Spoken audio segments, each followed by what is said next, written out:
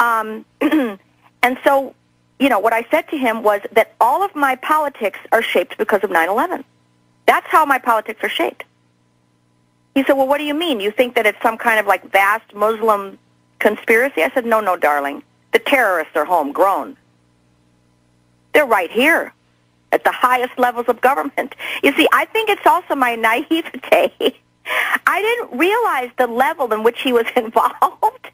I just thought, and so, yeah, you were. Has something to do. He probably thought you were like a secret agent or something, totally blowing his cover. So what? He starts gasping for air, or what happens? He just said, "I wish I could convince you otherwise." That's why he said we have to talk, you know, because I think he was absolutely incredulous, Alex. He just didn't know what to do with what I was, because I wasn't ranting at him. I was just sort of just stating the facts. You're very charming, very powerful presence. Yeah. I just kept putting my hand on his shoulder and saying, "Oh, but you know that." So tell me about it. Tell me what you did. Well, so that's, you know, it's all, a lot of it's on the blog that you can have your readers, you know, go to that. But basically the point I'm making is that we just need to be like Toto and not be afraid to just sort of tell it like it is. And it's not a matter of, you know, I don't think it's for me anyway, just my style, personal style, is not a matter of ranting, but just sort of saying, oh, you know, the sky really is blue. You know, I know they're telling you it's green, but hey, check it out. Look at it. It's blue. Really? Now, he also started trying to sell Barack Obama, saying he spoke at Cooper Union, same place Lincoln gave his key speech. They're both from Illinois. But, that's what he did. That's exactly what he did. And I said, well, you know, he's completely bought and sold. I said he's owned by Brzezinski and the Council on Foreign Relations. But see, I didn't know at that time that he was a member of the Council on Foreign Relations. And what did he say? I Googled that later. So I went on about the Council on Foreign Relations, you know. But then I also tied it in, the story I tied it in because, you know, when they had that whole thing about, like, Barack Obama's related to Cheney and Brad Pitt's related to Barack Obama? Yes. So I started to do this, my own sort of research into my famous relative, who was this guy named Elihu Root, who was a statesman and Secretary of State and Secretary of War under two administrations under McKinley and Roosevelt, Teddy Roosevelt, back in the early days. And he was there when the Federal Reserve was created, and he actually spoke on the Senate floor for 3 hours against the Federal Reserve. But what I found out through my research, which was kind of amazing, was here was my ancestor. I was going on and on about the Council on Foreign Relations and the danger of that and how its commitment is just to the New World Order. That's it. That's their allegiance, is to the New World Order. You know, elite bankers take all. And it turns out that my ancestor was a founding chairman of the Council on Foreign Relations. Amazing. Stay there. I want to hear about this on the other side. Also, go to ChristineEbersole.com, and it's Christine, and then Ebersole. And she is just, I really count myself lucky to know her and to get to hang out with her in New York, and her really friendly, intelligent husband. And we just love her to death and her strength. You were continuing. You've got the floor. I mean, tell me. I mean, obviously, it's great to read it in the article, and you've got it detailed. It's long and powerful, but it's better to hear it from you. I mean, break down his responses, this Skull and Bones, former Security and Exchange Commission head, Bush's buddy, his minion, involved in overseeing so much of the banking corruption we're now witnessing. Christine, tell us more about it. Well, this is the point that I wanted to make, Alex, is that, you know, when I was talking about Martin Luther King and he talks about the white supremacists being his brothers, there is no enemy. The enemy is the system. The enemy is the system. And that's what we have to keep our focus on, because to create the other and create an enemy is it doing exactly what the propaganda machines want us to do. There is always, in this business in the United States of America, has always been about creating an enemy. And when you create an enemy, a perceived enemy, you create fear, and then that's how you have control. And you see, so for us to do it conversely and say the enemy is, you know, these individuals that are involved in this kind of a system, that gets us off the track. Then we're still perpetuating that illusion that there's an enemy. The enemy is the system. It's not the individual, because the individual, as individuals, we are created out of the same dirt in God's image, and that our job is to love one another. So really what it is, it's about instructing people about what the truth is. And so even the oligarchy, even the ones that are in high levels of position, it's really about being able to change the consciousness. It's not about eliminating these people. Of course, it doesn't mean that people aren't have to have responsibility for, and there are consequences for actions. I believe that there is consequences. There should be consequences. But really the ultimate goal in humanity, with human beings to one another, is to be able to bring consciousness to one another and wake people up to the truth.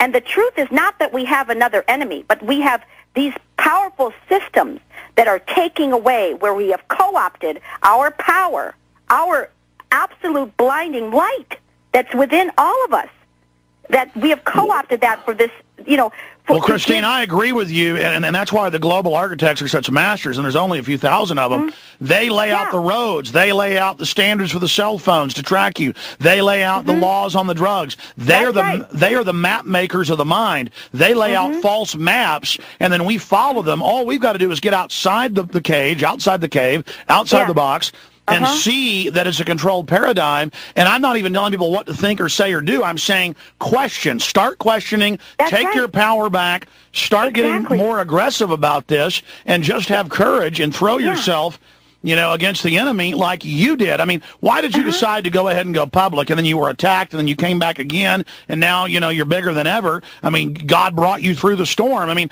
what was that final clicking point when you decided to go public? Well, I think it was about, again, I was influenced very much by the writings of Martin Luther King when he said to stand for the truth of God is the most important thing a human being can do, come what may. This is the end of life. That our life is not about trying to seek pleasure and avoid pain, but it's to stand for the truth. And to stand for the truth means intrinsically that we help one another, because we are all born of truth. We are all built in truth. We are all created from truth, so that we have to help one another realize the truth and be able to be aware of what is true. And what is true is that we are all the sons and daughters of God, because we were created in His image. So that, I know it sounds simple, but what happens is, through this system that we live in, the brainwashing through religion and through our society, that what happens is that Jesus or God is something outside of us, and we're told that it's something we put outside of us, that we have to go through a priest, or go through a teacher, or go through a person of state to get to this particular truth. And that's where it's all you have to do is click your heels 3 times and know that it's always been inside of you. But that's what we've forgotten. Well, the Bible says that humans are made in the image of God, and that what we envision, we can create. And if you look at what was science fiction 100 years ago is now real today, and what was 50 years ago is real today, and 10 years ago is real today, what we envision, we figure out later how to construct. I mean, that is an amazing power, and life is so beautiful and wondrous, and there's so many experiences and so many adventures, and that Madison Avenue then tells us that we're inadequate, and that we've got to have their products and their system and their pettiness, or they sell us the fraud of there's boogeymen under every table. Give up all your freedom because the terrorists hate your freedom. I mean, it isn't 2 + 2 = 4. You're right. It's basic lies. Their basic logic is a fraud. That's right. So that when they tell you that 2 buildings, 210-story steel buildings, fell in 10 seconds on their own footprint after burning for 45 minutes because of jet fuel?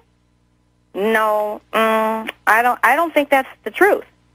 Why do we know that's not the truth? Because it's in defiance of the laws of the universe. That's like saying, that's, again, it's this mythology that we grow up on. This big fat guy in a red suit is going to squeeze down a 9-inch pipe.